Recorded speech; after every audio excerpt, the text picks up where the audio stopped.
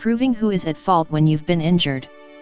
Proving who is at fault after an injury or accident is not always that easy, and on occasions, the fault can be caused by neglect or carelessness.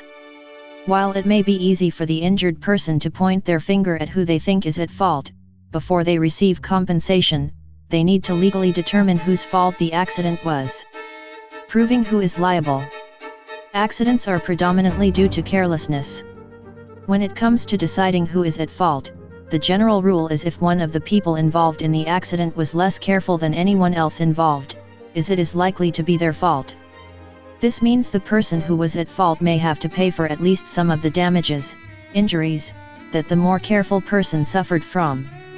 Liability for most accidents is established by the aforementioned rule of carelessness, in addition to the following propositions. If the injured person was not where they should have been, or if they were somewhere where an accident could be expected, the individual who caused the accident may not be found liable because they had no duty to care for the injured person while they were in that area. If the injured person was found to be careless, their monetary award could be reduced, particularly if their lack of care caused the accident. This lack of care is known as comparative negligence. If someone is found to be negligent of an accident whilst they have been working for someone else, their employer may be found legally responsible for the injury or accident. If the accident took place on a property that has been poorly maintained or built, the property's owner will be liable for carelessness. Liability may be found irrespective of whether the situation that caused the injury had been created by the owner. If the injury or accident was caused by a defective product, the seller and manufacturer of the product will be liable, even if the injured party is unaware of who is at fault, or how the defect occurred. When two or more people are at fault. When two or more people are found to be responsible for an injury or accident in most states, the law says that one of the responsible parties is required to compensate for the injuries. The remaining individuals will then come to an agreement as to how they should reimburse the individual paying the compensation. How the claimant's carelessness affects the claim. If the injured person is found to have been careless and in some ways caused the accident, most U.S. states will award compensation to the injured party. The payment may be made by another careless party who was also somewhat responsible for the accident.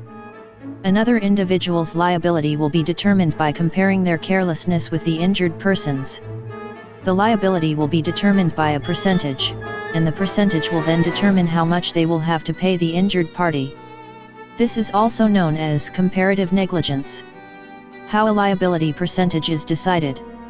When it comes to working out how a liability percentage is decided, there is no correct formula to use for determining how liable someone is. However, during their claim negotiations, the injured person will speak with an insurance adjuster, discussing the many different aspects that lead to the accident.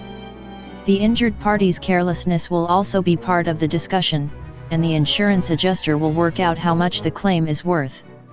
The claim will take into account medical bills and the seriousness of the injury, in addition to any loss of earnings.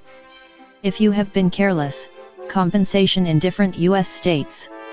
Comparative negligence can be applied in different ways, depending on which state the accident occurred in. Some states award compensation for injuries if another party is partially to blame, regardless of how much the injured person was at fault. However, some states are slightly more restrictive and may rule that if the injured party was at least 50% responsible for the accident, they may not receive any monetary compensation. Some states will go so far as offering no compensation if the injured person was slightly more at fault than another party, or if the injured person's carelessness partly caused the accident. This is known as contributory negligence.